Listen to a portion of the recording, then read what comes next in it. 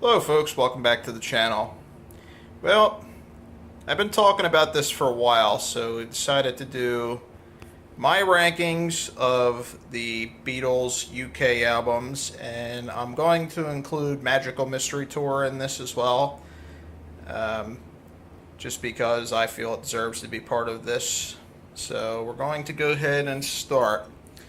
Okay, there are 13 albums in total that we're going to do, and starting at number 13 is Yellow Submarine. Now, it should be said that even though Yellow Submarine is at number 13, I think all these albums are phenomenal. I'm a big Beatles fan, and definitely, all of these albums deserve a listen. It's a good product, good music, but this album's kind of, at the bottom of my list simply because they, half the album is just music from the movie. It's like score from the movie. So, that being said, that's pretty much the reason why this is at number 13. I like the other tracks that are on the album, though a couple of them were on prior albums as well.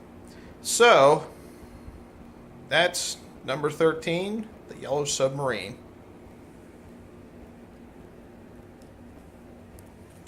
And at number 12, Let It Be. Obviously, this was the final album to be released, though it was mostly recorded before Abbey Road.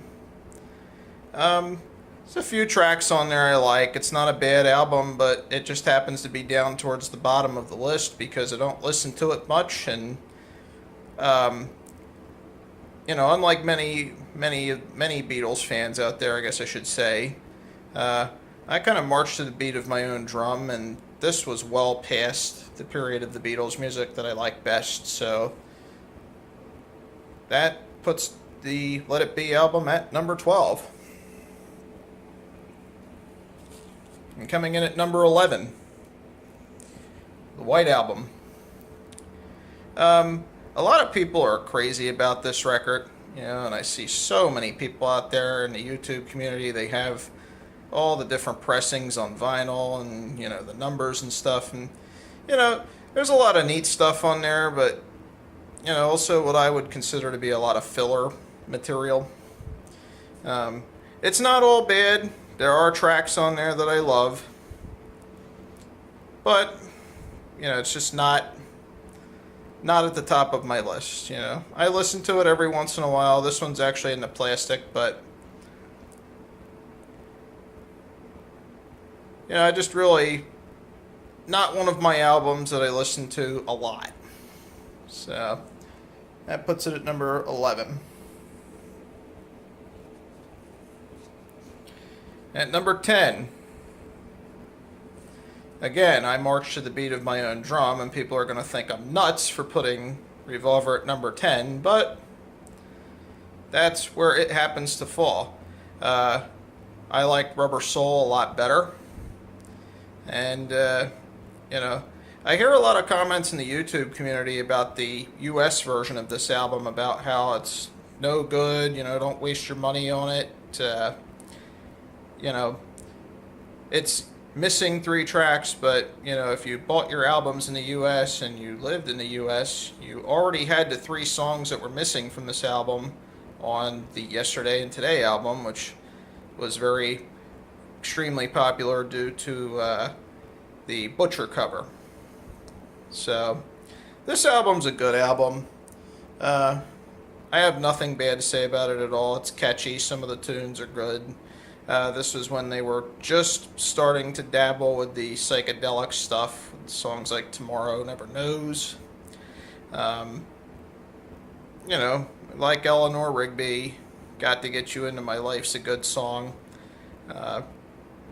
It's not bad. It's not one, again, like I said, I listen to Rubber Soul a lot more than this album. And there's just other albums that I think are that are better on my list, in my opinion. Moving right along to number 9. Number 9, we have Help, the UK version. I like this album mainly because some of the tracks on it wound up on some of my favorite US albums. Kind of catchy. The artwork's kind of neat. And this is just when the Beatles were starting to get to the period in their music making that I liked the best. So, moving right along, we're going to go to number 8, Magical Mystery Tour. Released in 1967, 50 years old this year. This is just basically a compilation of an EP and a bunch of singles. But I have to say, that the tracks really flow together really nicely, and this album is one hell of a listen. I enjoy it. It's a little past the point in the Beatles music that I like best, but really good stuff. This one's worth the money, definitely. Coming in at number 7, the UK version of A Hard Day's Night. This is at the point where the Beatles were just, again, like Help and the Beatles for Sale. Hard Day's Night was just starting to get to the point in their music that I like best. If I Fell is probably my favorite song off of this album. So definitely this one's a great listen to. Pick it up if those of you that don't have this album and you're thinking about getting into the Beatles. This one's a good listen. Number 6, Beatles for Sale. Excellent album. This actually has a lot of the tracks that wound up on Beatles 65 here in the States. So, of course, I'm going to love it. Babies in Black is on there. I just enjoy those tracks, Artwork's pretty cool. And this one, it's just an excellent album. Well worth it. If you listen to Beatles 65 and you want to build your UK collection, or you're looking at buying some of the albums that were in the box set, definitely pick this one up. It's a hell of a listen. Coming in at number 5, With the Beatles. Many of the tracks that were on Meet the Beatles came off of this album. Starts out with It Won't Be Long. This album rocks, There's some talk in the Beatles community, and a lot of people rank this album down kind of low on their list because of the cover songs. Well, guys, this is the Beatles, okay? They're one band that can do cover songs and actually do them, in many cases, a hell of a lot better than the original artist. So, I don't rank these albums low. And obviously, if you heard me mention cover songs, so you know what's coming next at number 4, Please Please Me. Some cover songs on that album as well. These two albums, With the Beatles and Please Please Me, are phenomenal albums. This is a very strong debut album, well worth the money. They're both, they're a hell of a listen to both of them. And I can't say enough good about them. With the Beatles, my favorite track is Little Child. I like the part in the middle where they just start rocking it out, and John's on the harmonica, and those guys are just rocking in that song. On Please Please Me, I have to say, I love the title track, but I also like Twist and Shout. John's just really singing like you wouldn't believe, and they put that album together in record time as well. So these albums are, both of them, with the Beatles and Please Please Me, are phenomenal. Coming in at number 3. This album needs no introduction. Abbey Road. Any Beatles fan knows this album. It's phenomenal. I